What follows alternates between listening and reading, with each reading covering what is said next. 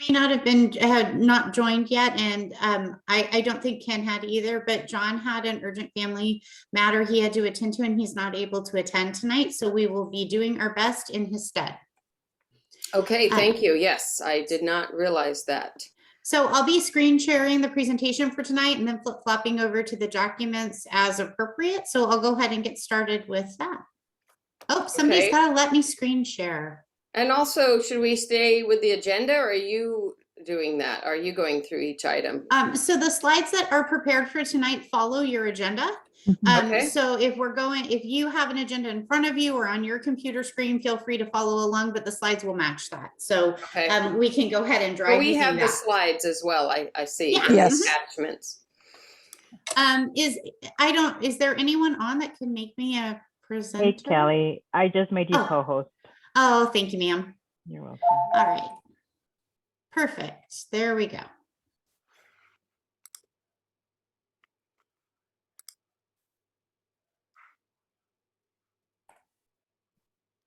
All right.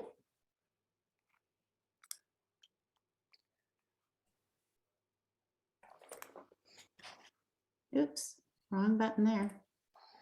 There we go. All right, everybody. So we've been called to order.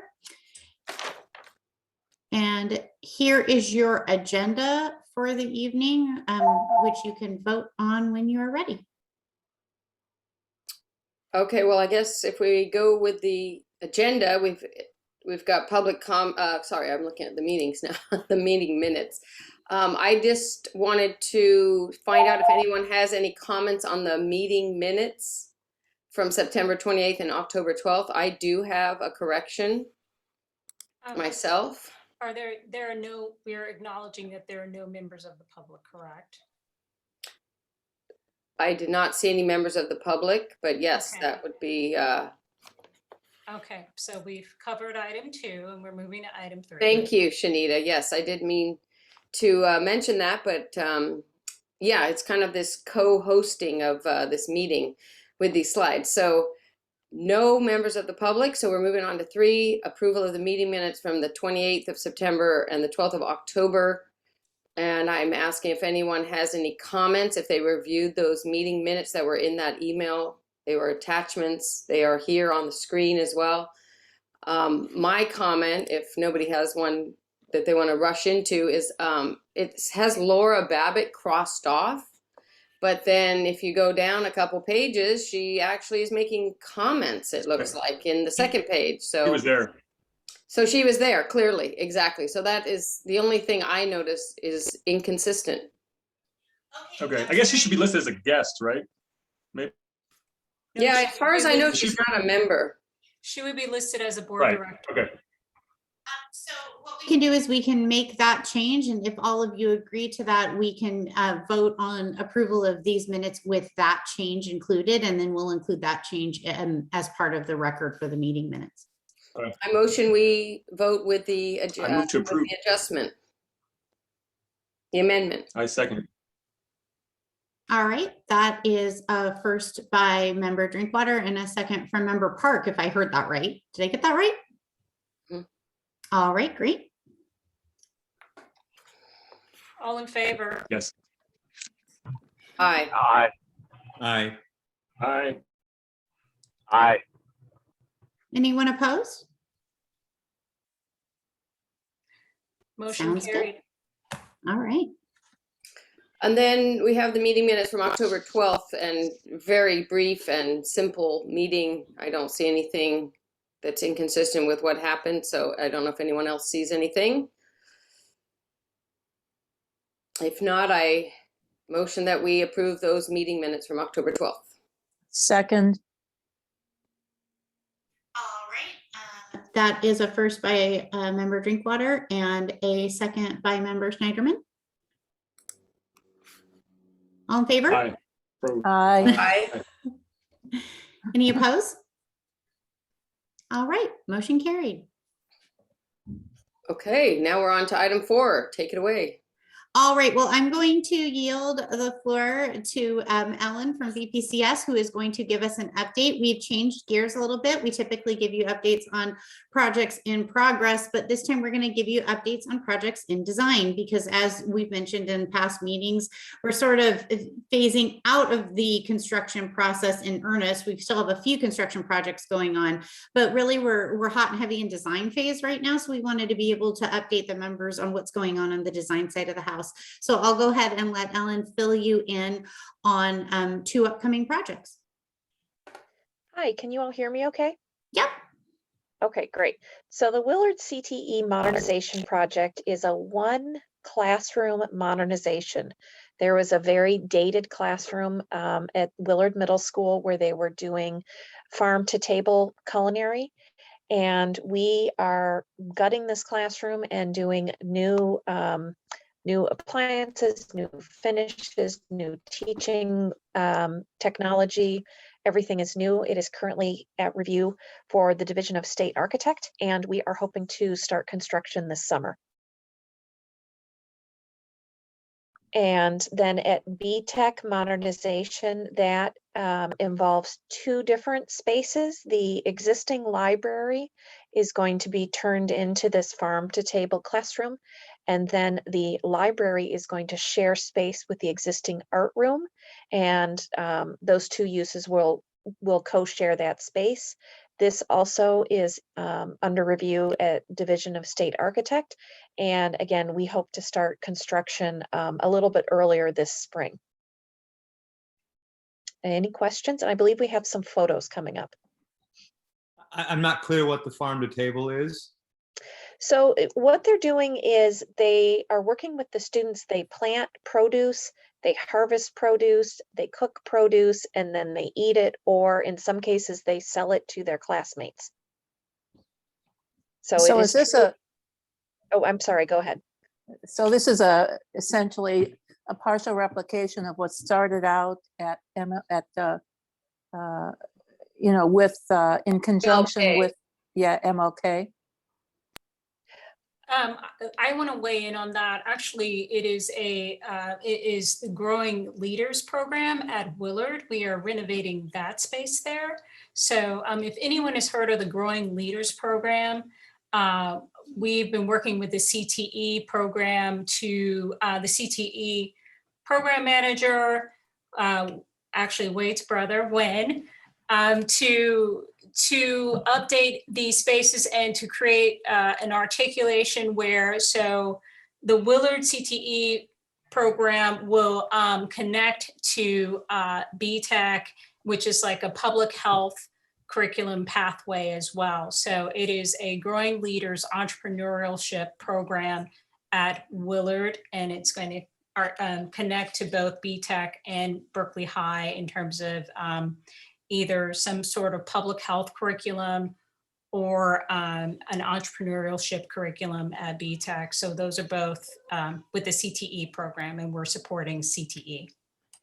So the Willard Farm to Table Classroom Modernization is also connected to the Farm to Table Classroom Modernization at BTech, is what you just said, right? They're one and the same? No, they're 2 separate projects, Okay. but they're with the career technical, and we're under the career technical education arm. Mm-hmm. And so we're working directly with our career technical education partners in the district to create some more pathways for the students. Okay.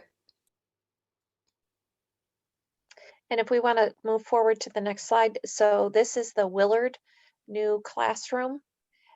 We have 3 gang teaching stations where they can cook, where they can chop, and then we have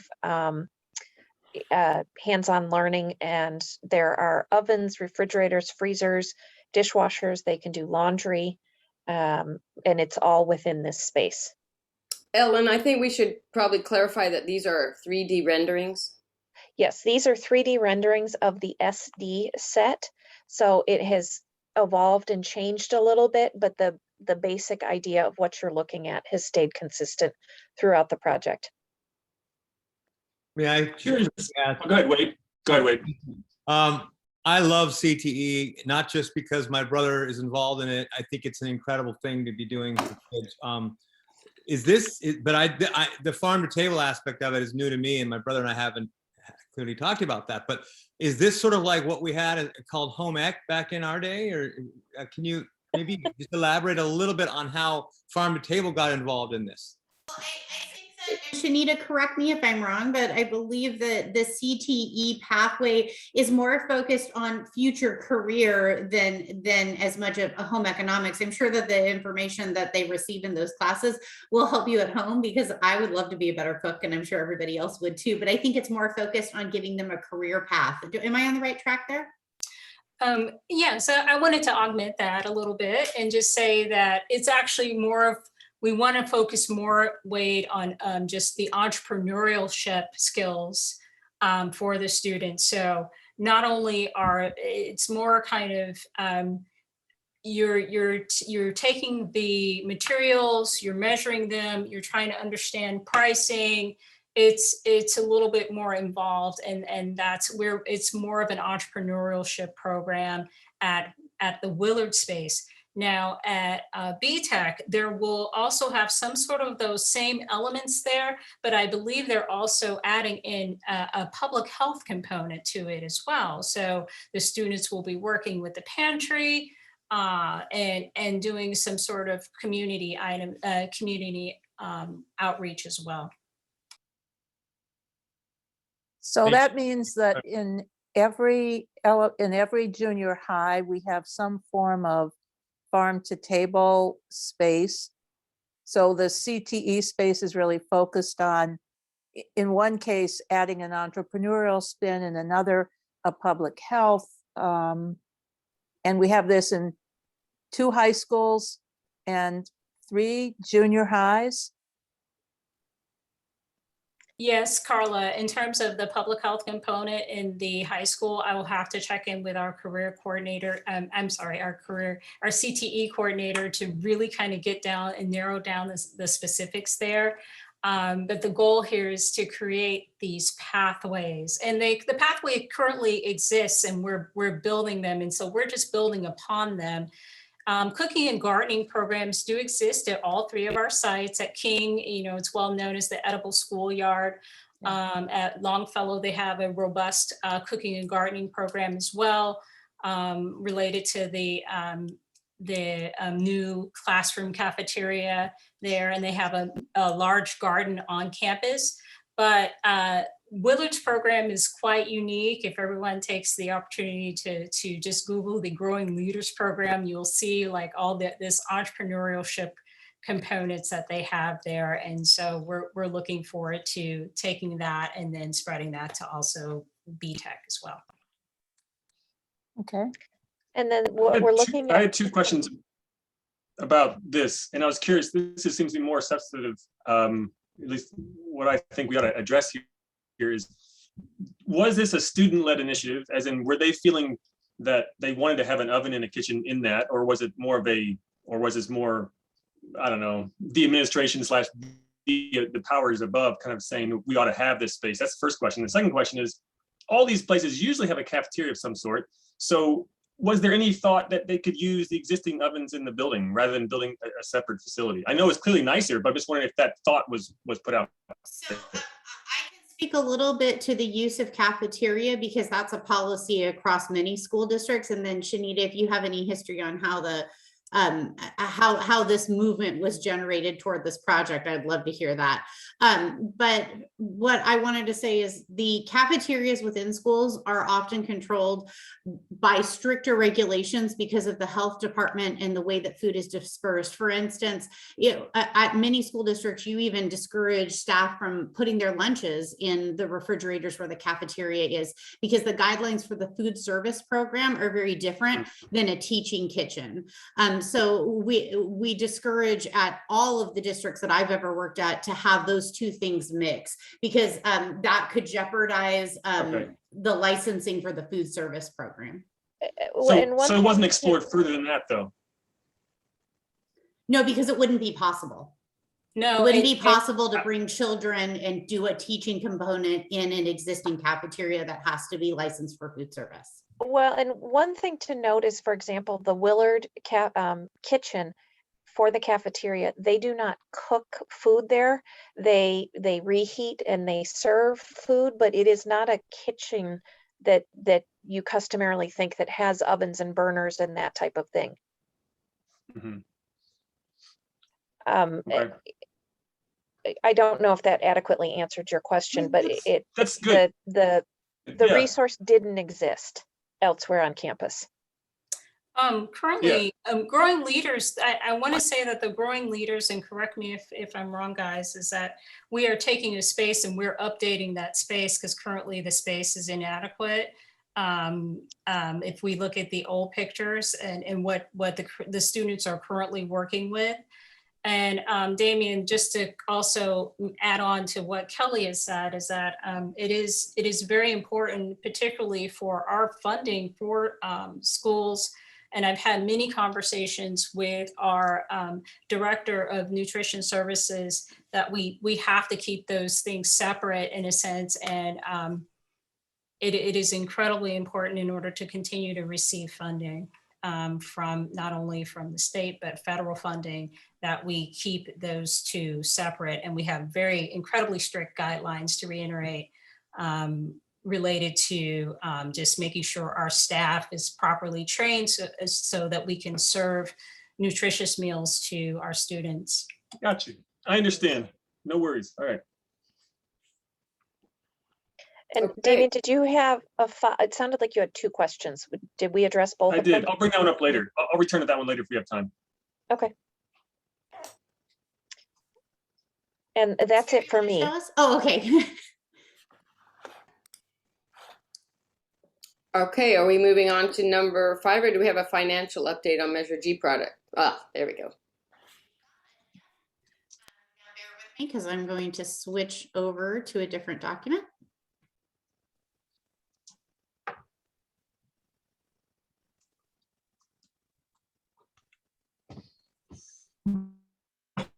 This is Cheryl. I'm just mentioning that I put the link to Growing Leaders in the chat.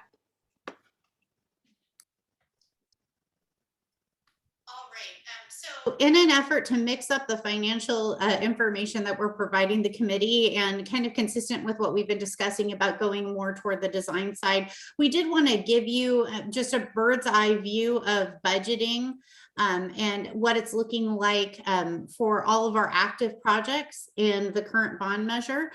So this information was provided to the committee. We're not going to go through all 16 documents, but if you had an opportunity to look at any of them and you have specific questions, you can let us know. But we wanted to give you information on the status of the project, where the expenditures are landing right now, which is in that bar graph of progress, the funding source. Many of these are just Measure G, but if we were to have projects that were cross-funded against 2 measures, you'd be able to see the breakdown of how they're funded. And then just a summary of where we're at financially with the projects. So as you know, some of them are pretty small, some of them are pretty big. This would be a report that we would provide to the committee on a regular basis. And as we get into construction, we would have, a lot more information on this report, but we just wanted to warm you up to it and be able to field any questions if you have any. Kelly, are you trying to show us something right now, or? Oh, yes. Am I not? No, we're just looking at your desktop, basically. Oh my gosh, I'm so sorry. It says sharing on my side. Let's try that again.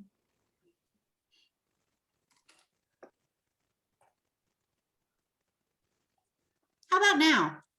That's better. There we go. So like I said, there's several pages to these reports, and these are the ones that you received earlier. So if you have any questions, let us know. But what I mentioned earlier was the bar graph that's going to show progress and where the progress is in the project currently. I don't know if all of you know this, but I just wanted to define hard and soft costs. Soft costs are basically everything that's not the contractor. So any expense to the project that isn't hard construction is considered a soft cost. Obviously, soft cost spending is where we're at in many of these projects already. And then I mentioned the pie graph or the pie chart down below, and I just wanted to say that if we have two sources of funding, instead of it being all yellow, there would be a breakdown between those sources of funding when we get to the point where we're cross-funding projects. Doesn't happen a lot, but every once in a while. So like I said, there's a lot of these, but if you reviewed them and you have any questions, we're happy to field those questions. Is the document at the end, page 15 and 16, which is the spreadsheet, Mhm. does that include everything that's in the slot pages 1 through 14? Let's go to that one. No, so this document is the same PCO log that you guys have been seeing in the past, just updated. Okay. It's only covering active construction projects. So all this is tracking is changes of contract values for active construction. And like we said, these aren't changing very much. As requested at the committee from last time, we did add a column so you can see if there were changes from the previous iteration of the log. So you can see here, just at a quick glance, not a lot's changing because we're wrapping up construction in many of those projects.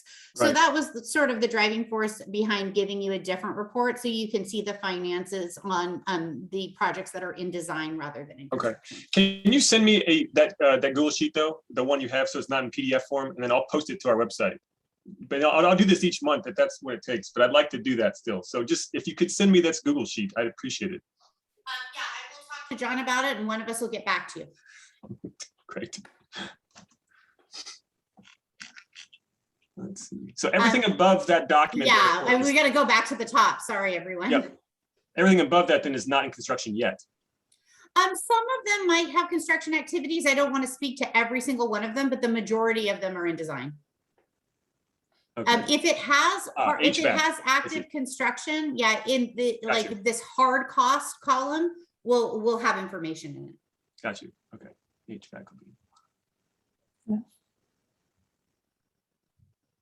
I'm just landing on some of these, so you guys definitely direct me if there's something you want to see. Are these all measure G? Or are we, do they, We included a measure I one there toward the end, if I'm not mistaken. Forgive my scrolling. Yep. okay. So I don't want to take this where, I mean, if you want to finish up, I'm just curious. It looks like measure G, that's a $380 million bond authorization, and something like 70 million has been issued to date. All the other bonds for measure I and measure AA have been issued. Is there an update to that 70 million on measure G? And is this the right time to ask that question? I'm happy to put that question off till later if you want to continue. No, that's okay. So the 70 million is the current amount of bonds sold. When we evaluate our cash flow and come to a point in the projects where we need to sell more bonds, at that point, we would have another issuance or bond sale that would then bring in more cash flow. But at this time, we're operating these projects under the current cash flow for that first issuance. And that's part of the thing we have to do when we're really kind of keeping an eye on the budget. Early in your bond program, you have to make sure that you are keeping enough cash in the bank for all the projects that you have planned. But as you can see, many of these projects are in their infancy, so expenditures are pretty low. So as things start to heat up, then yes, we talk about doing another issuance. And as we reviewed in the last meeting, you might recall a green colored spreadsheet, and that spreadsheet showed the projects that have gone to board for approval. So of our larger bond plan for the entire amount of money, we go with individual projects to get those approved to board when they're ready to launch. So we don't have everything allocated at this moment. We have a plan, and then as we go through money, we put more projects on board, then we think about how we want to schedule our issuances.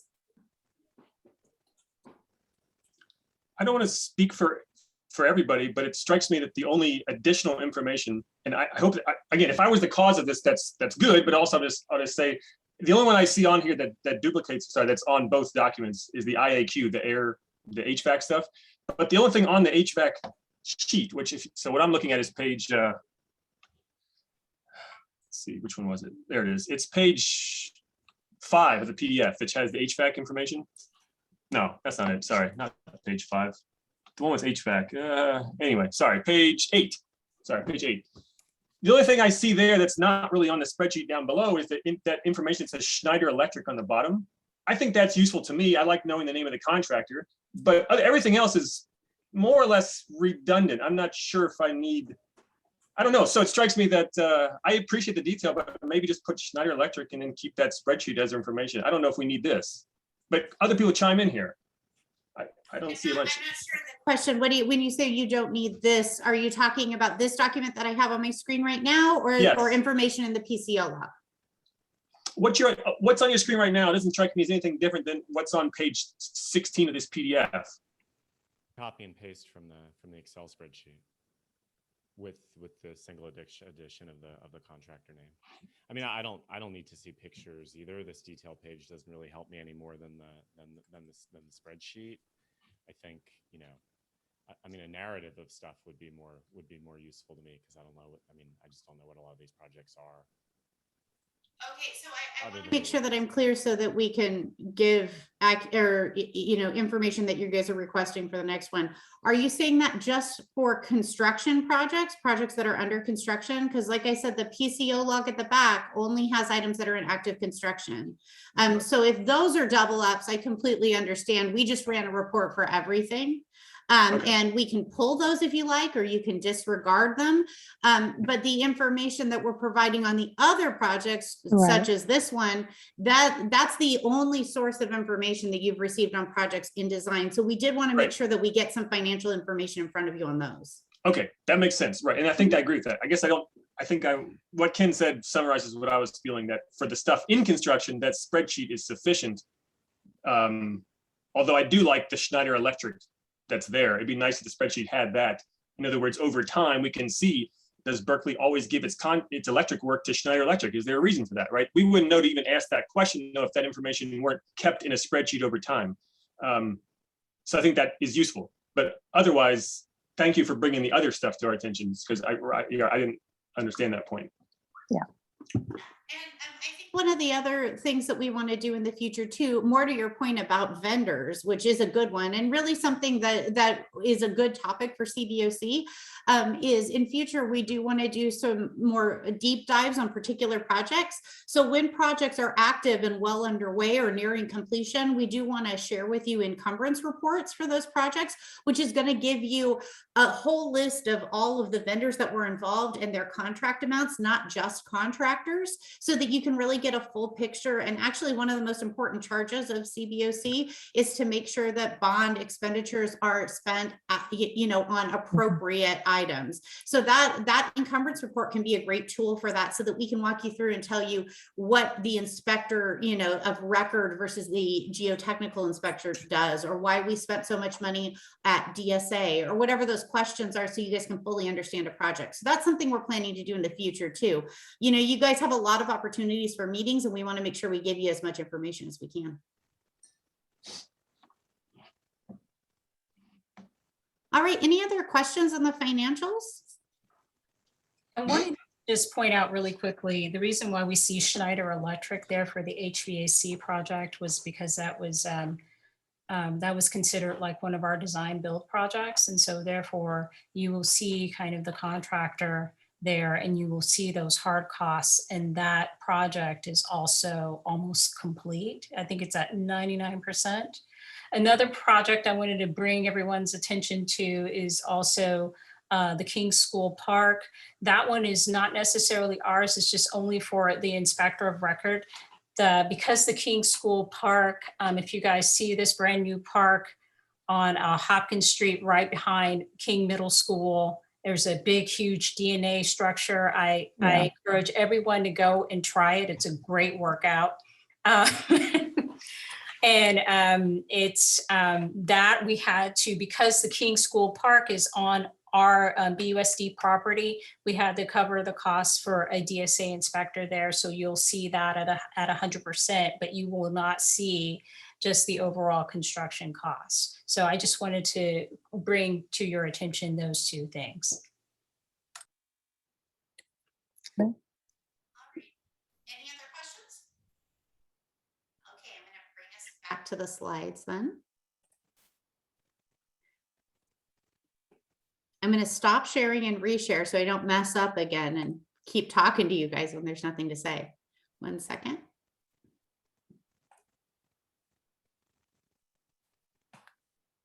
There we go. All right, so we also had an opportunity here to revisit the bylaws discussion. So we have included in the documents for this meeting the bylaw document that we shared at the last meeting because there was some concern that there wasn't enough time to review it. So hopefully the committee members have gotten some more time to review it.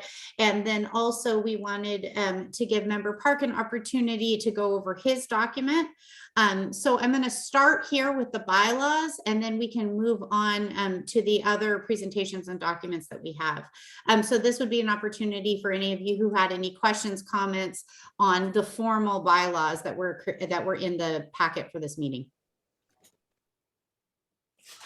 Should we start with section 17, which was what the secretary is supposed to do? Seems to me like the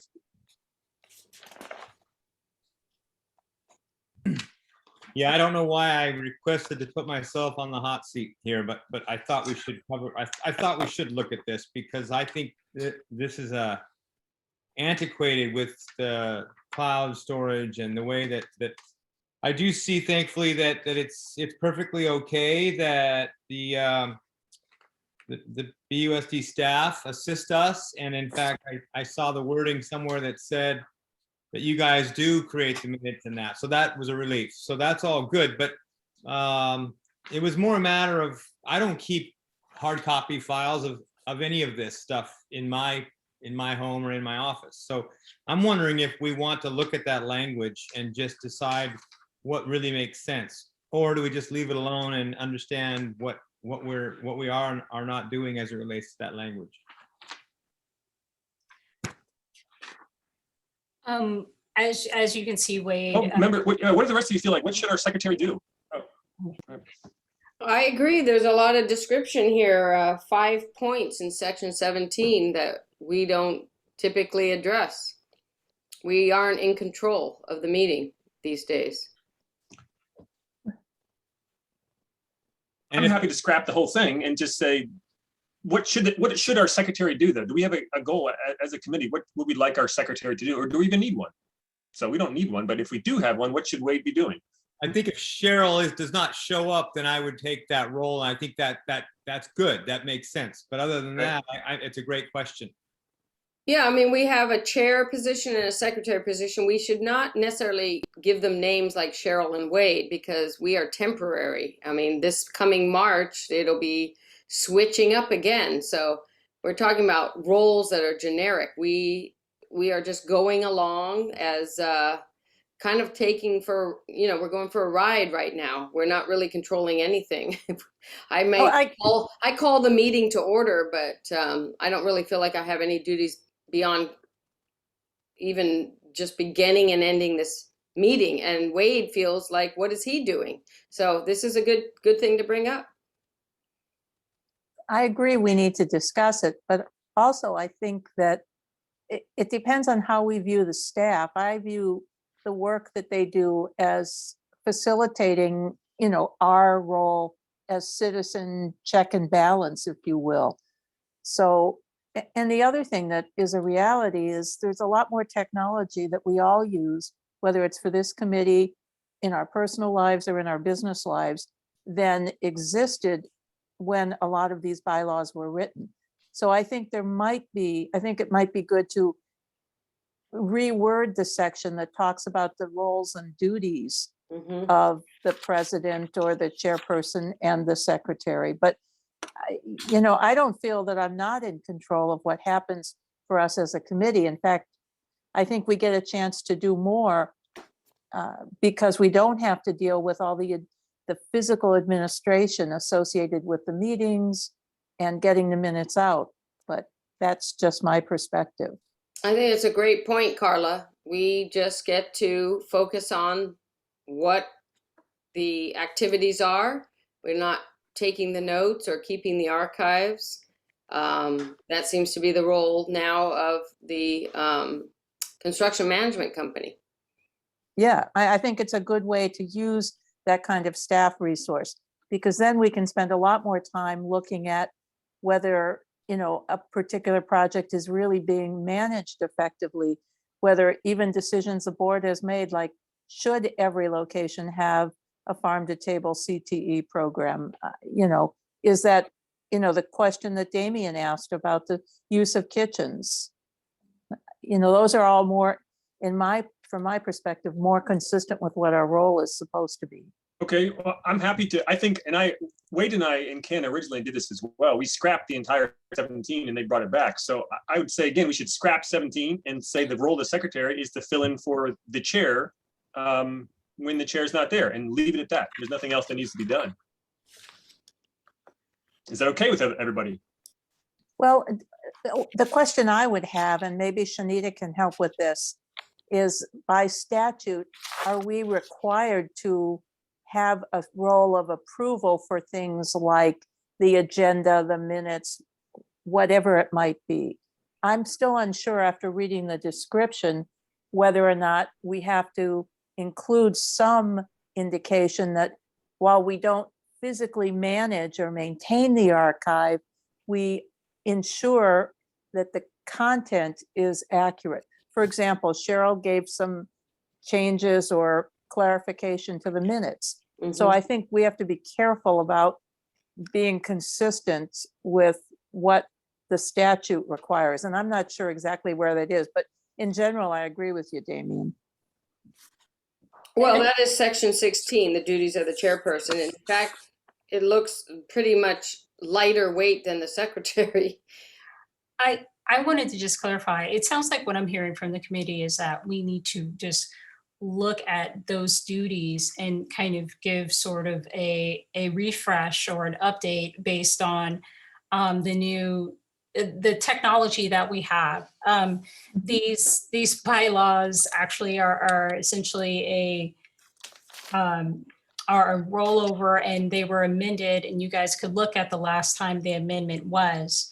So I can definitely take the concerns that are tabled here, essentially to just look at your duties and give some sort of talk with legal in terms of seeing what pieces we can definitely update, because it does sound like, from what I'm hearing, is that a lot of the tasks and duties either the district will be assisting with, but I definitely would feel more comfortable checking in with legal before I scrap those duties and those duties there.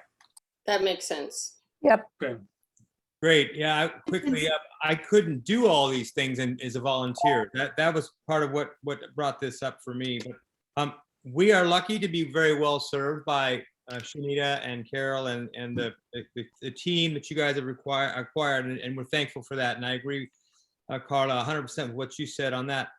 I think the bylaws need to take into account what happens if there is an administration that is sort of adverse to us and our role. And so with that said, we may not want to scrap this completely and say the secretary has no role to stay involved deeply with the records. So I don't want to just scrap it. I want to make sure right now we have a very good relationship going on, but sometimes we may not. Wow. That is Good something point. Good point. maybe that is something that also can be checked with legal, if it's possible to outline some duties and say that the CBOC can yield those duties to staff. I will tell you, in my experience of working with CBOCs, I've never seen a CBOC that kept their own meeting minutes or archives. So this is pretty typical, but to your point, I don't see why there would be an issue with listing, enumerating those duties and then just basically saying, that you have the right to yield those to staff. Because it is the district's responsibility to provide you with clerical support. So I think that might be a fair compromise, as long as it passes muster with legal. The other thing I wanted to say, for a point of reference, is not all committees that I've seen have a quote unquote secretary. Some have a chair and a co-chair. And that co-chair's duties are more consistent with what you just talked about, which is just chairing the meeting, helping out when needed, and things like that. So it's a little more low key. So that's something to consider too. And also, as we talked about, control over the meetings. I just want to make sure that everybody's clear that we welcome VPCS and the district at the end of the meeting for you guys to share topics that you want covered at the next agenda, like we've done with bylaws and like we would do, we're interested in this aspect of the program or more financial information on this thing, and we can definitely work those into agendas as soon as we have the time to do it. So I just wanted to put that on everyone's radar too, that I want to make sure that you guys know that you have an opportunity to contribute to the agendas as well. Thank you. It's a good segue, by the way, to what else. Yeah. And I just want to add, looking at the bylaws here on this piece of paper that I've had for a while, section 18 is amendment of the bylaws is done by the board. Just wanted to say that out loud. Yes, so anything that you as a committee would like to amend, it would then have to go through the process of being agendized and voted on at the Board of Trustees.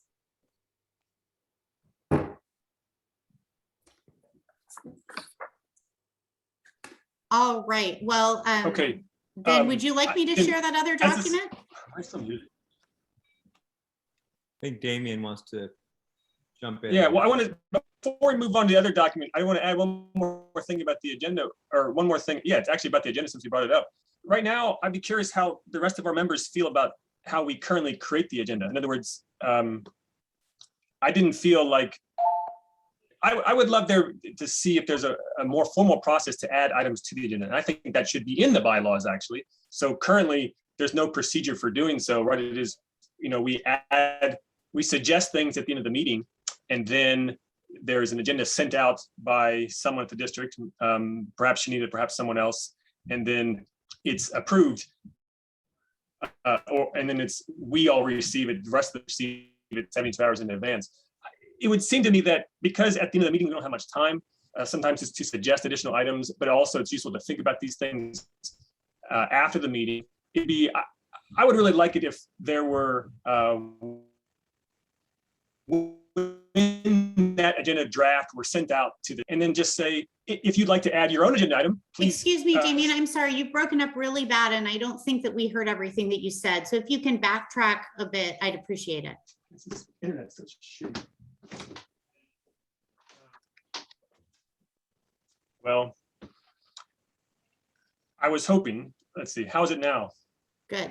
Yeah, I was hoping to add a formal process in the bylaws, which allows us to add agenda items. In other words, we do it in a way which that doesn't burden the chair or the secretary. We would construct the items so they're a goal, but I would like that ability to do that. And I don't feel like we have that ability right now. And I was curious what the rest of the committee members feel about that. Carla and Ken and everyone else, Wade and Cheryl.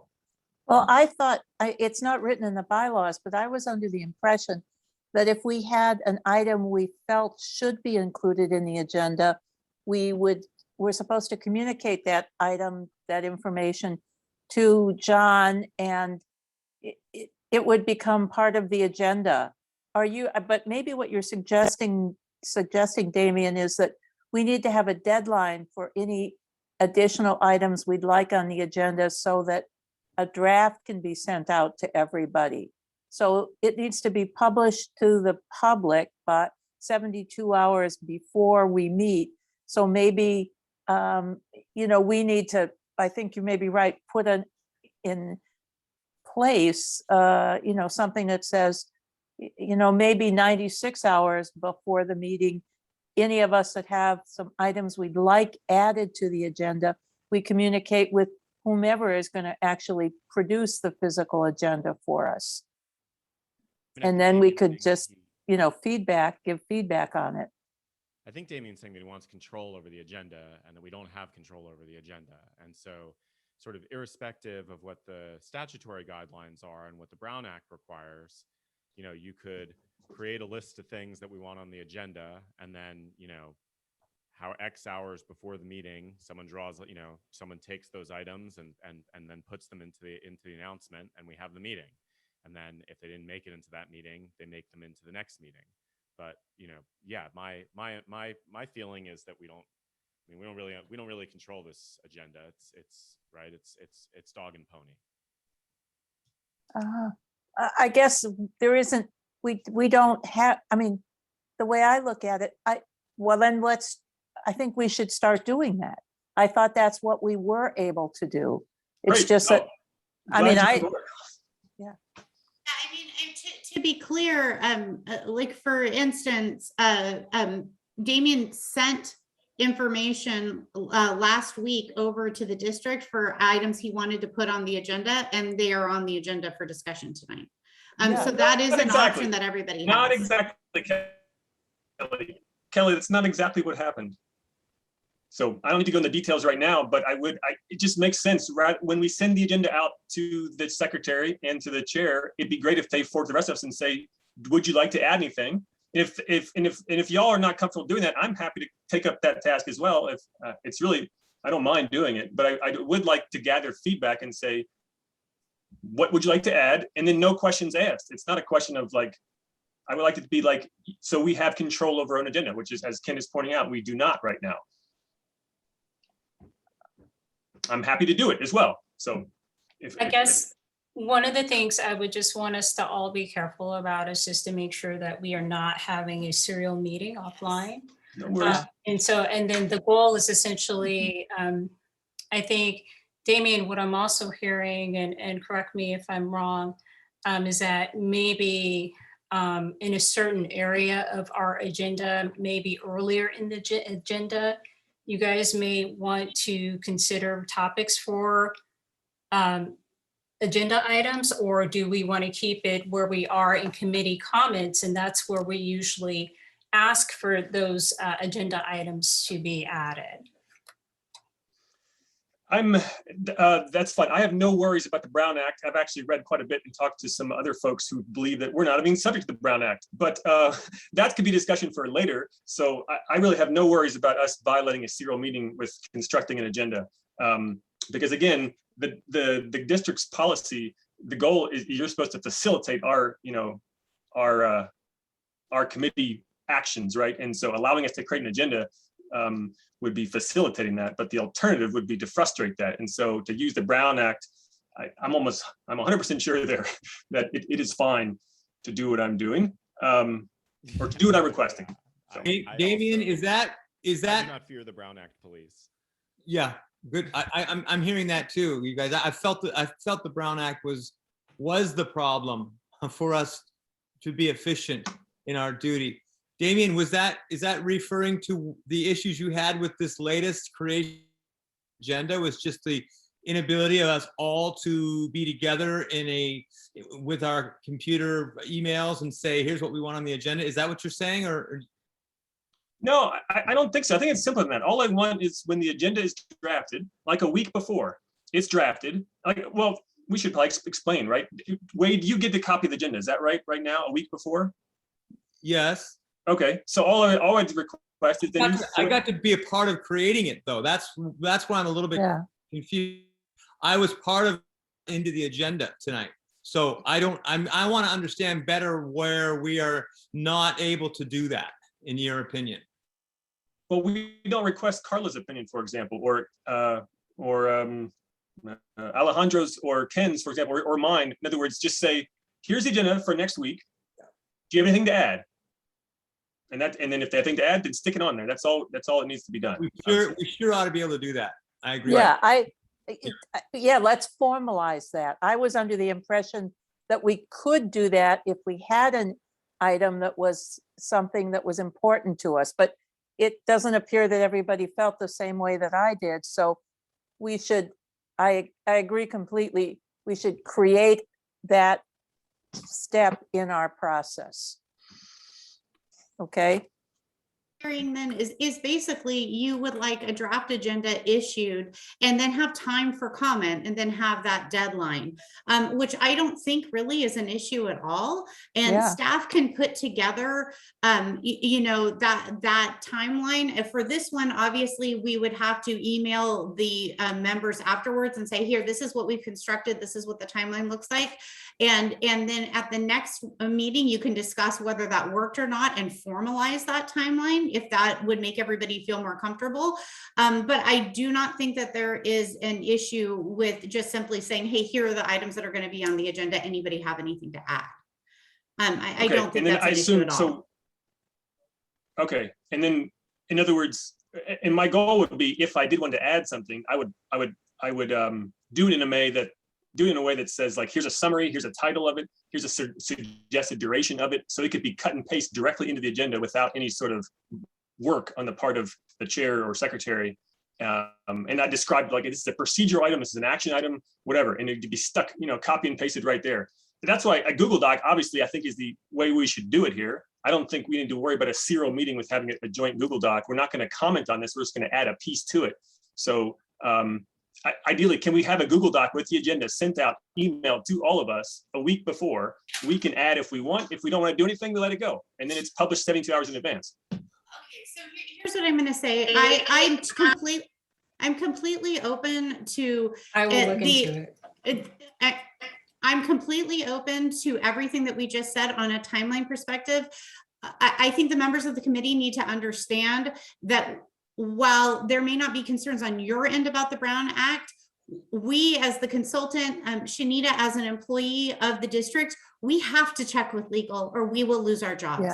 Yeah. And I'm happy to do the research. I'm happy to support Shanita as her consultant and John when he's back in the office, but we do have to do that homework before we can tell you for sure that we can give you a Google document, because it is more than just an opinion. I have to check with. Okay, I understand. That's fine. So either cut and paste. I mean, Google Docs ideal. If we can't do that, we can just cut and paste and stick it right in there from our replies. yeah. So, and I think, let me just say this. I am less comfortable with the idea of using a Google Doc because there are some privacy concerns and there are some constraints that we need to operate under, as I understand it. But I think that the right approach is to check with legal and to find a way to, at least in terms of the process, set up a model where the preliminary or the draft agenda goes out. We all get to send back what we want added or in the document if we have any additions. And then exactly whether it's a Google Doc or something else, I think we need to rely on Shanita and the other staff to work with legal and figure out what's the right thing to do. Sounds good. Thank you. All right, thank you, everybody. Okay, I'm going to switch over now to the document that Damon provided. Hold on one second.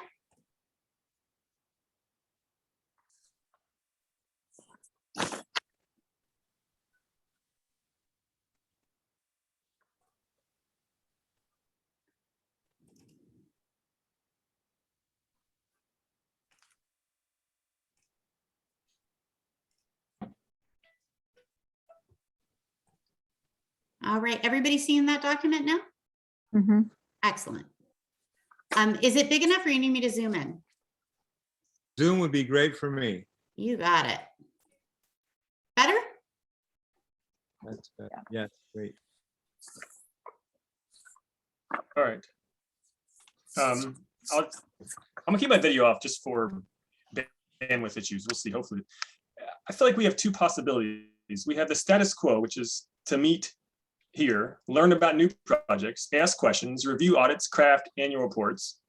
And our main purpose is to think about improper expenditures, but it seems like from my brief time here that audits seem to take care of that. And it doesn't seem like that's going to be a big concern of ours, as in it's going to happen. They're going to be spent properly. But then section 15278 C5 says those additional things we should do, like review efforts by the school district to save money. And therefore, to provide oversight, I think we should shift our focus to that section. And these guidelines are one way that we might do that. This is what Ken and I and Wade drafted, more Ken than the rest of us. But the goal was to create a learning process. First of all, I think for all of us, it's a learning process about what we might do to provide oversight. And because we're going to learn what questions to ask and where to look as we go through these general guidelines.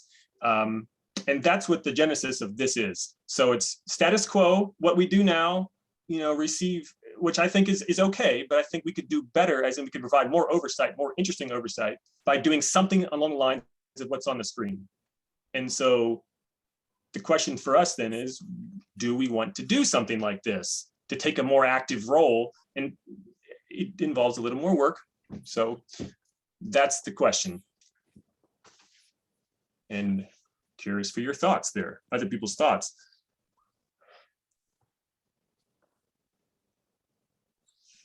Damien, where would you see this going now that we're not putting this into bylaws? Yes.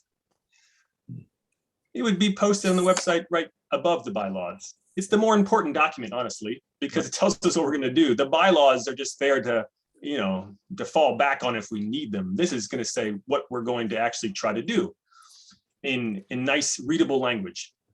And these also discuss the mechanisms that we were sort of concerned with in the, I don't know if I've seen this latest iteration of this, but. So this is what, this is section 15278C5, which discusses what we might look at. And then Ken took that and just made it a little more readable. And then you and I added a few things at the end about like section 4 and 5. But that's the gist of it. So it's basically, again, it's nothing. Oh, and actually the more important part is, I guess, points 1 and 2. So Ken added 1 and 2 as a way of understanding how we're actually going to think about addressing these projects or addressing 15278C5, which is section 3, basically here.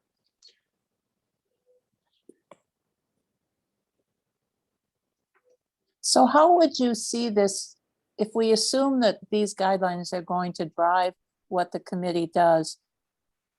How do you think decisions need to be made about what the priorities are and who works on what? And, you know, one of the things I think it is important to think about major projects, both from a current needs perspective, but also are they consistent with, you know, the stated long-term goals of the district and any anticipated or expected changes in the environment in which the district exists or operates.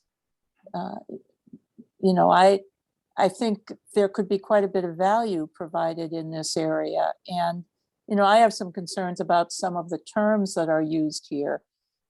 The use of efficiency as an analogy for, you know, consistency in meeting, you know, core educational goals in a responsible way.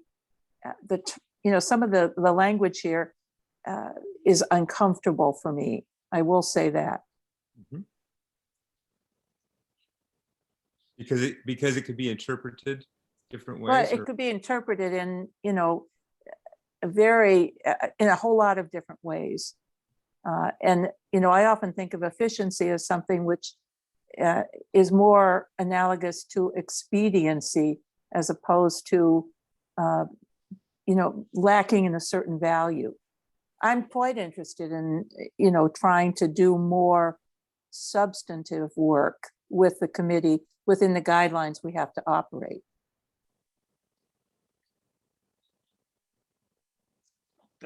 I like that feedback. I'm happy. Yeah, I mean, like Wade and I threw that word through sections 4 and 5 kind of, you know, on a rush there. We're happy to alter that. I think the main substance is 1, 2, and 3, which discuss how we think about what our roles are going to be and what to do.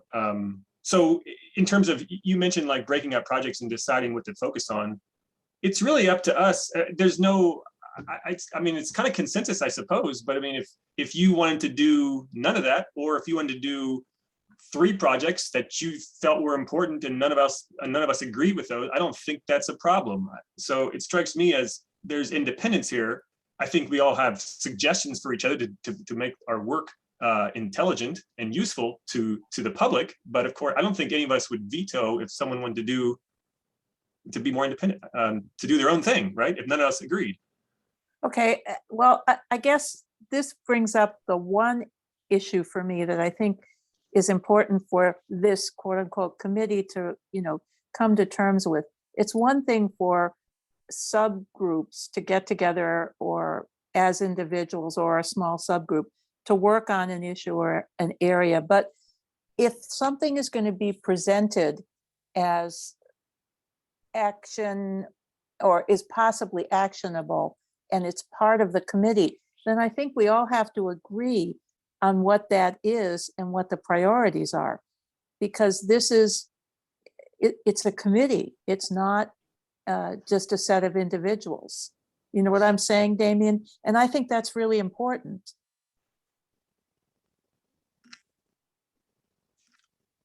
Yeah, Ken, do you have any thoughts about that? Well, I think that's right. I mean, I think that we could, Mhm. and doesn't it discuss, right, so we interact with the district. I thought we put something about that in here.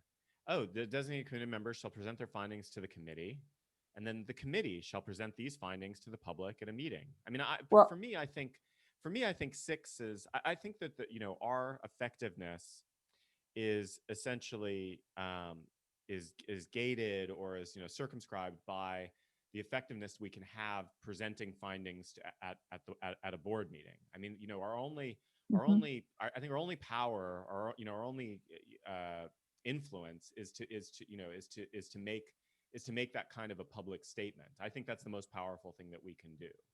And so, right. So in writing these, I was like, look, we go over these things, and then, that's where the rubber meets the road. And I think you're absolutely right. There's no way, and I think our other bylaws should control this, right? There's no way that, that we should present, one committee member's opinion as the findings of the committee.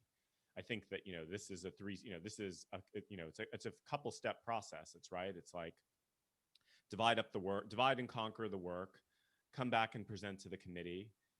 As a committee, come up with what we think our message is, and then we present that message, to the board and to the public as we can. Yeah, I can certainly agree with that.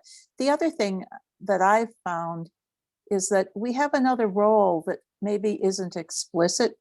Oftentimes, I think people will come and they'll raise issues or concerns or talk with us.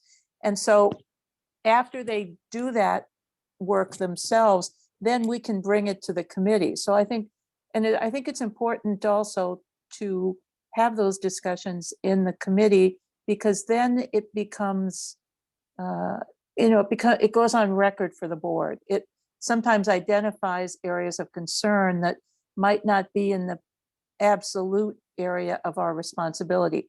I'm really thinking of, the concerns that were brought to our committee by the woman regarding the HVAC status in some of the, schools.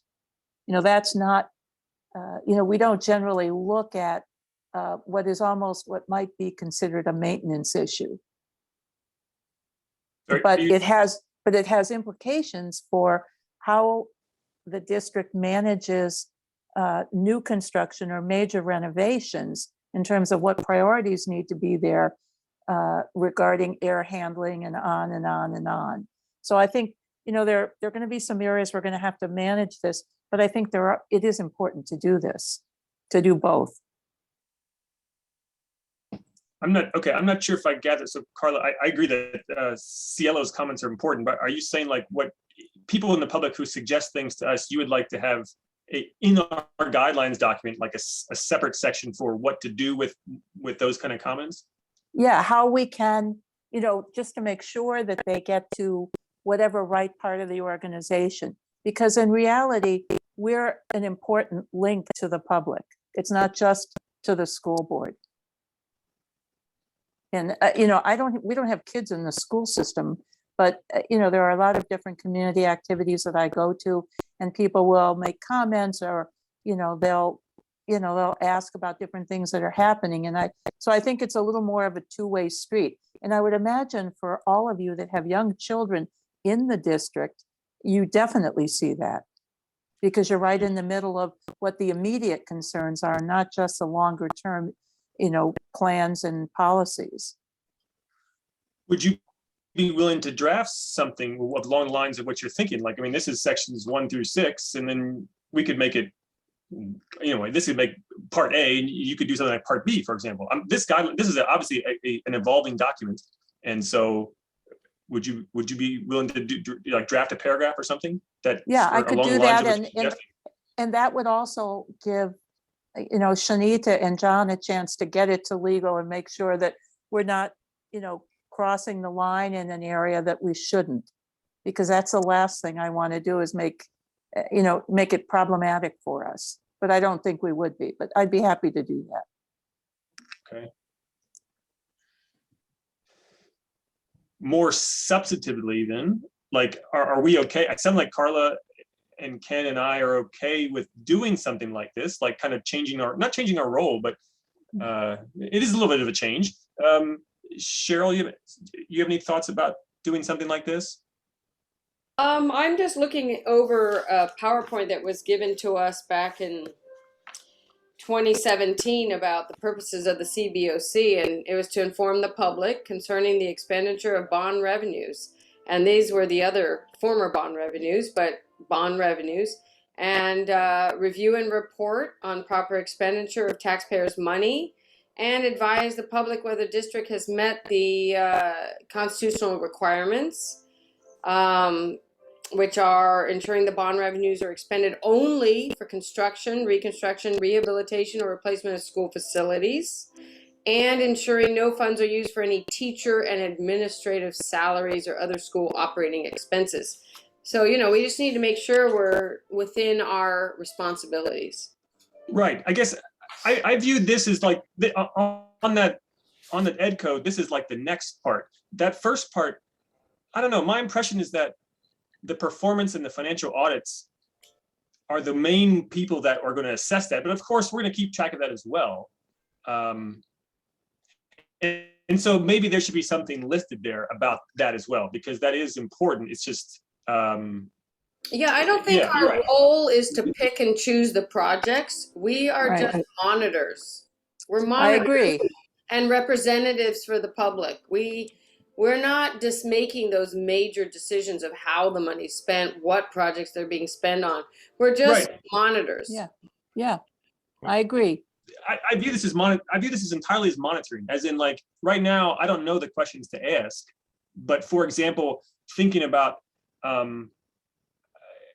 suppose I picked the one I'm particularly, well, suppose I picked the theater project at Berkeley High School, and I went through and asked them, I looked through A through E on this list here. And so I might just ask them, okay, did you try to reduce costs by thinking about using designs that you already used before? And the answer they gave me is, yes, we did, and here it is. And I was like, that's great. And so, or they might say no, and here's why. And gradually so I view that as monitoring, but also a learning process, so we know which questions to ask. And if we keep that institutional knowledge going about what questions are right to ask, to think about, were expenditures proper, that's really useful. I don't view it as picking and choosing projects. It's more just like picking ones to nitpick.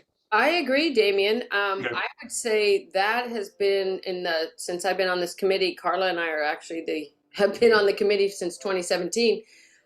We have been very welcome to ask those questions. Yep. At all times. We're able to ask all kinds of questions, and they give us the Yep. answers freely. Even out of our own personal interest. And Yep. I think that's probably one of the more enjoyable parts of being on this committee, you know, is that we can ask all those questions. You know, I mean, that's, we get to ask them on a personal level and as a representative of the public. Right. So are you okay with doing something like point 2 here then? As in dividing up projects and taking like a pet project of yours that you'd like to ask about, but maybe not in the meeting, but outside of the meeting, and then report back to us. I don't know if it's our role to rank the projects, because we don't have, you know, it's just, it's not our role. It's not part of our role officially. If you read the documents, our bylaws or whatever, but it's also, we don't have all the information, you know, we're just not, that's not our job, I guess. I wouldn't say. But I think. Go ahead. I read C in this. Go ahead, Wade. It comes right out of the. Ken, go ahead. It's pretty broad, right? A review of site and methods considered by the district for joint use so as to avoid the expenditure. So there's definitely a role for us in asking whether the expenditure is proper at all.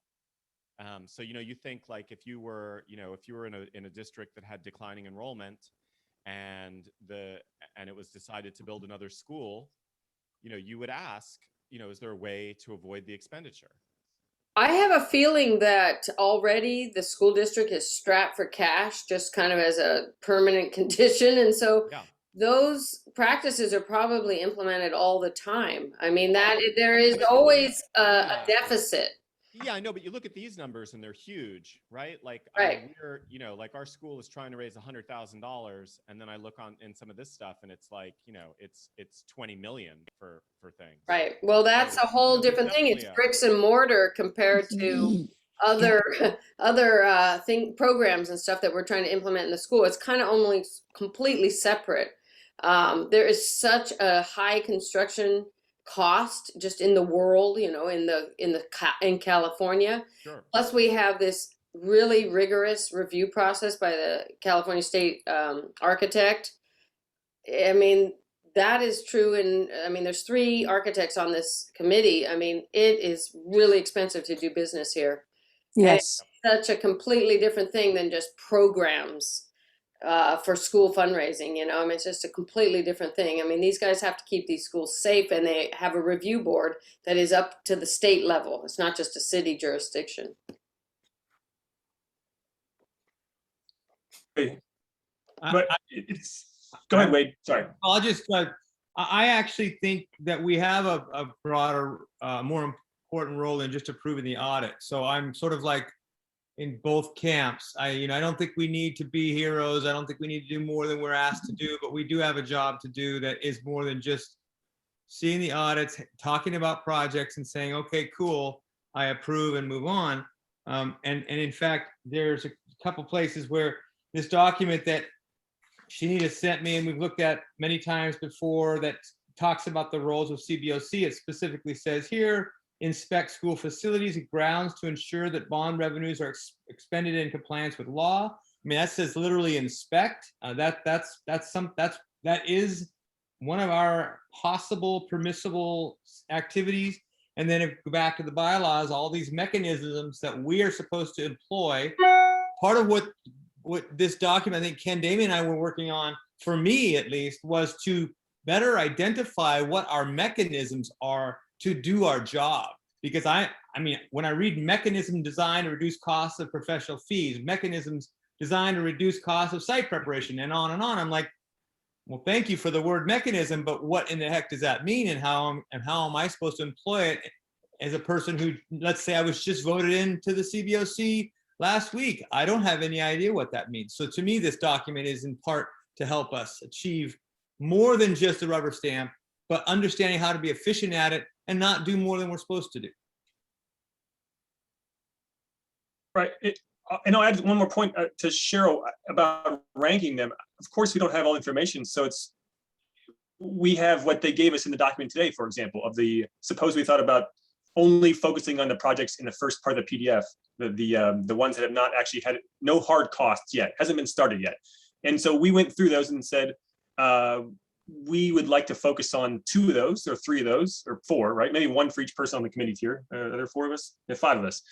So if we picked 5, and we ranked them somehow, I'm not sure how we'd rank them, but that's just to divide them up amongst us, and then to ask those questions about those projects. That's what the point number 2 is. But I'm not sure if I'm talking at a different goal to you, Cheryl, about seeing the merit of doing that. I can't tell. Well, we have to be careful how we discuss that, because we can't discuss it offline as a big group and rank them. We have to do it within this meeting. Of course, right. Mm-hmm. That's what we do. So next meeting, for example. And as Wade said, I'm not getting paid to do this. He's got minimum time availability, myself included. I mean, a lot of us have full-time jobs, and we're involved in very many other things, obviously. So, how do we have the tools to properly assess how to rate the project? That's already possibly been approved by the board. That is the board's power. The board is. No, I don't think it is. I think it sounds like what you're saying is all the expenditures they do are good. Therefore, we have no business looking at them. I Okay, just I don't know think, if it's our role. okay, I think we have to be really careful about one thing. I'm sure everybody on this committee has a set of values and projects that we'd really like to see the district involved in. And a lot of those are probably programmatic as opposed to facilities based. Not that facilities aren't important. So I think Cheryl is right that we have to be very careful not to, through this committee, try to assume for ourselves the role of saying whether the decision to further expand the Growing Leaders program by developing CTE space is not the best use of $20 million or whatever it turns out to be, because that really isn't our role. But it's legitimate to ask, as you know, you raised the question today, would it have been possible to use, the cafeteria resources to further the Growing Leaders program? And the answer to that was no, there are regulations that prohibit that. So I do think we have to be careful here. And, it's also one of the reasons why in an earlier meeting, I reminded everybody that we have really good, dedicated elected board members. And if you, in addition to what we can do and through information we may gain, have concerns about the lack of certain kinds of programmatic funding or the decision to have bonds that are focused more on, the physical plant than having resources put aside for programs and teacher salaries and on and on. We need to take that as an individual to our board members, but it's almost like there has to be a Chinese firewall between some of what we do as individuals and some of what we do as a committee. I'm a little uncomfortable with the idea of ranking projects, but that's my 2 cents on this. I'm happy to put somewhat more work in, but I still consult with startups, and believe me, they can be a lot of fun too, and unpredictable. Thank you, Carla. I am happy to, I don't view it as a lot of work initially, of course. So I didn't, but I figured it's a learning process. And so if we happen, say next meeting, pick a couple projects, maybe I take one, someone else takes another one, and no one else takes any more because they don't want to. And that's completely fine. Maybe, in other words, if I want to do this myself, and I could then report back at the next meeting, like what I found, and I could give you a sense of what the timeline, like what questions I asked, what I learned, and how much time it took. And then if we think that's productive, we can continue. If we don't, no one else wants to do it, then so be it. But I don't want to force any work on anybody that doesn't want to do more than, yeah. And I know, so I don't want that to be the reason why this fails, if it does fail. I want the additional work, that is. Well, what should we do now? I'd like to give everybody an opportunity to talk. So if everybody's kind of said their piece, I want to ask a couple of questions on behalf of staff to clarify. And so but I also wanted to respect everybody's opinions before I jumped into the logistical items. So I want to give everyone one more chance. If there's any discussion you guys want to have on that before I jump into questions that we will need to know for moving forward. I'll just say real quick, I think we should put this back on the agenda next time. I think we're not done with this conversation, and it could take forever to get through this, but maybe everybody wants to take a crack at this, at Carla, editing, adding your paragraphs, striking things that make you uncomfortable. Personally, I think it'd be great if Damien wanted to show us what it is he's thinking in real time. Like come back and say, here's what I mean. This is what I was able to do, and this is so. I would find that to be very worthwhile and very interesting, and it might prove that it works.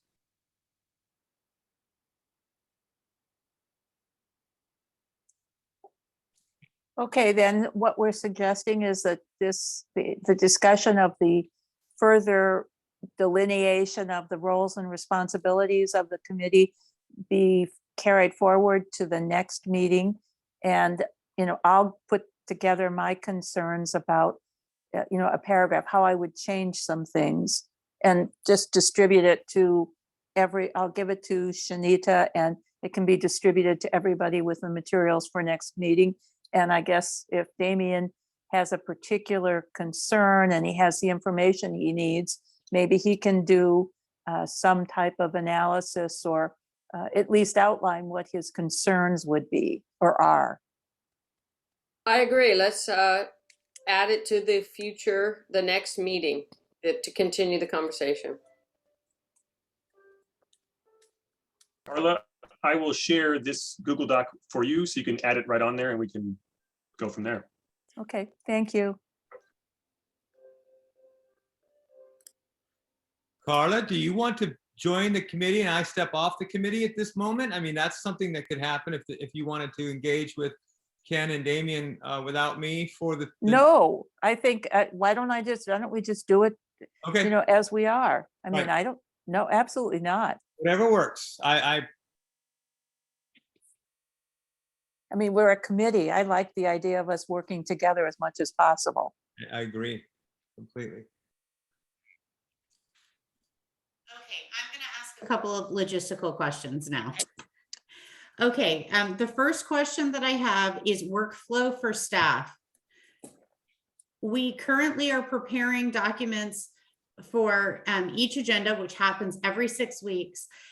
If there were to be a process where you then request information on individual projects that are outside of the agenda, we're going to need to have some information on how that works, because if you logistically, if you can imagine it from the perspective of this office, if we were to have 4 or 5 individual CBOC members saying, I'd like information on X, I'd like information on Y. Well, now I need a definition of what DSA is. Now I need this or that. That can get very thorny for staff for how we manage that, as well as manage the work that we have to do to prepare for the formal agenda too.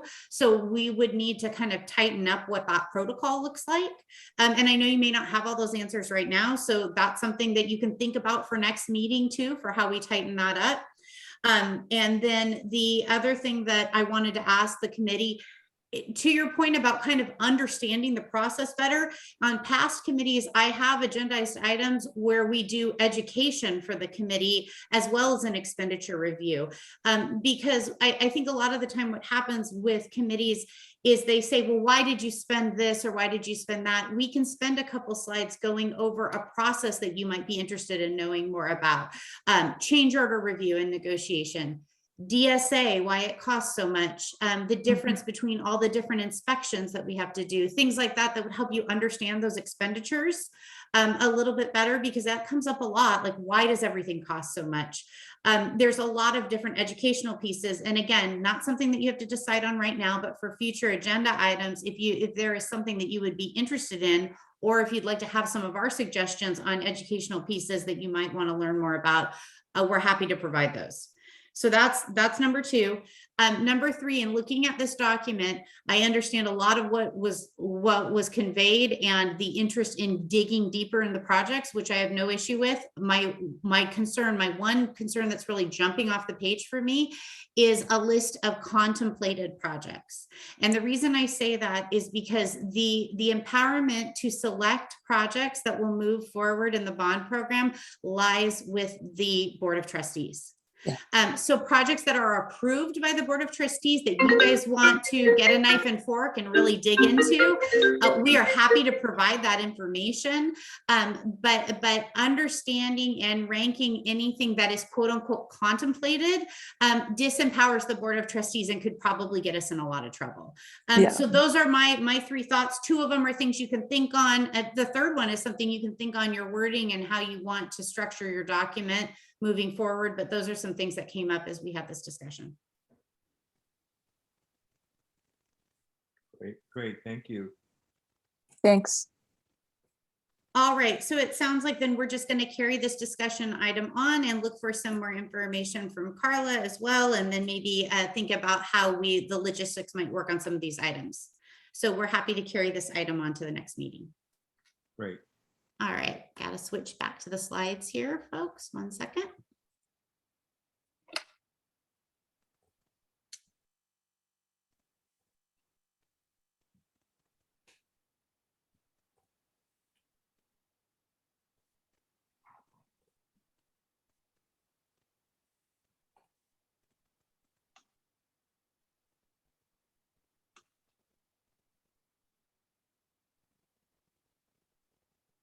All right, we are on to CBOC members. Ask of follow-up questions. I want to do a time check. We're at 7:27.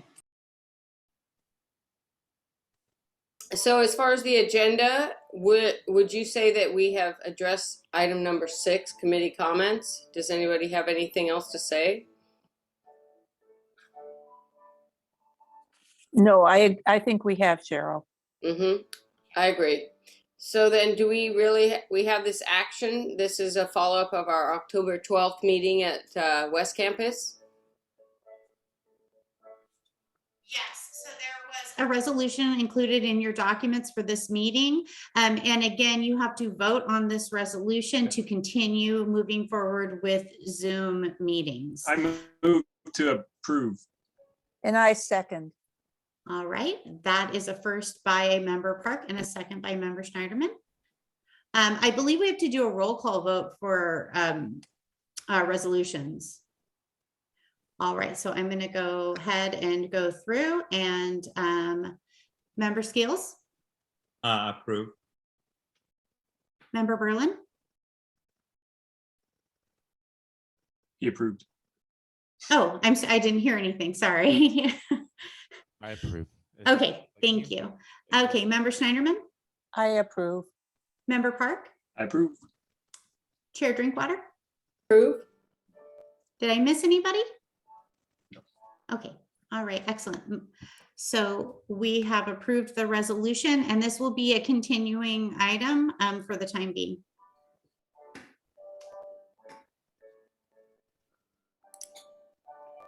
All right, future agenda items. I know that we talked about that a lot. I will put in the request. We will be putting out a timeline for a deadline for future agenda items to be added, but please don't wait till the timeline. If you have anything that springs to mind right now, feel free and we'll jot it down. If you think of something tomorrow, it just gives staff a lot more time to be able to produce documentation for you guys that gives you more information. Are we going to wait to hear back from you guys then on the language that's allowed as far as the secretary? And is that, where is that? We talked about it. I will work on that. Okay. And so as Kelly mentioned, that if you guys do have any agenda items, you guys are welcome to. Usually, preferably, we usually flow them through our secretary and chair, and then they gather them all and send them to us. Or you know, you feel free to send them along to us at facilities and we will flow them along through the process.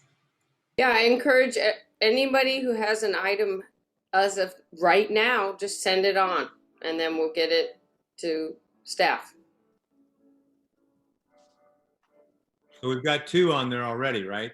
The language in the bylaws for the secretary and even for the chairperson, and then the Damien's document that our small committee worked on. Sound noted. I think we should note those as 2 items. And we have a next meeting of December 14th. Yeah, it might be also nice to discuss what our website, how to make it more useful for us in the public. I think I would like to think about adding Yeah, that. Shanita, you've been working on that website, right? To get it most current? Actually, I want to push that over and give those accolades over to our construction management group. Really? Okay. Construction Services has been working diligently with John Calise on a revamp of our website and providing additional information there. So. Yeah, and I think that's actually an excellent idea. We're in the process of drafting new web pages, which would include detailed information on construction projects related to the bond and several other items. So if that's something that the committee is interested in, we can certainly even share those drafts, even if they're not live at the next meeting. I'm hoping that some of it will be, but if for some reason it isn't, I'm happy to share those drafts so that you can get an idea of what we have planned. But there is a pretty serious overhaul of the information on the website in progress. That would be great. I think it definitely needed updating. And maybe we could send them to Damien, the drafts. Okay, just to be clear, I mean our CBOC website. Yeah. Yes. Okay. That is part of the larger website. So I mean, if it interests the committee, I think it would be important to show you what we're sharing with the public as a whole, not just CBOC's page, but we're happy to share that as well, because that's under your charge as far as getting information out into the community. So you might want to see what the community will be seeing as well. That would be great. That's great. Okay. Yeah, I mean, that's a continuous project, as everyone knows who has a website. Uh, Information can get stale quickly. Indeed.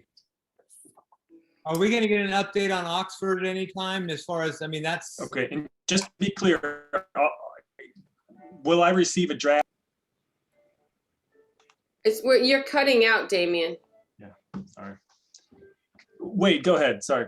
I'm just curious as far as, you know, Oxford being a big soil issue up there, and Oh, the seismic, yeah. seems to me that's a major money, just efficiency of dollars spent. I'm curious if that's been something that's gone through the process and it's ready for us to look at, or, I mean, is that? Do you something- have an update on that?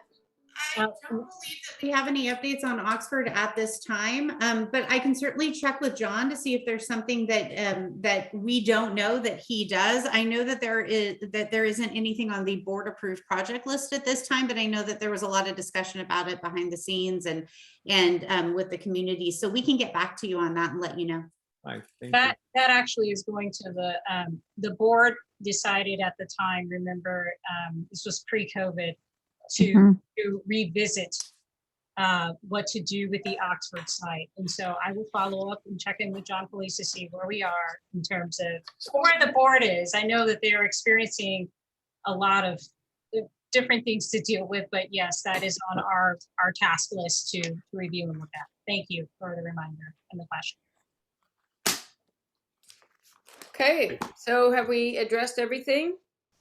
Yeah, one last point, Yep. sorry. Just to be clear, so I will receive a draft of the agenda like before the actual publication of 72 hours? That's going to happen?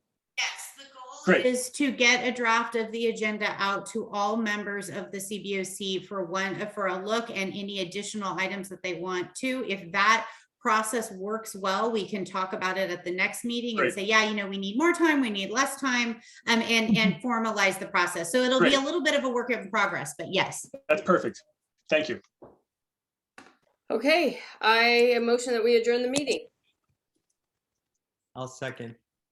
All right, that's a first by Chair Drinkwater and a second by Member Berlin. All in favor? Skills. Aye. Member Skills. Oh, sorry. All right. Great meeting, you guys. Oh, Yep. all in favor, you said? Yeah, Yeah, we're good. Aye. I'm voting just because I want to go have dinner. Well, Yeah. well, Me too, I can smell my dinner. I want my dinner. Yeah. My husband waved at me through the window in the door with a plate of food and I waved him off. Exactly. That's my world right now. Okay, well, everybody have a good Everyone. evening. thank Have a Thank good you, evening. We'll everyone. see you Good soon. night. Bye. Bye-bye. Bye.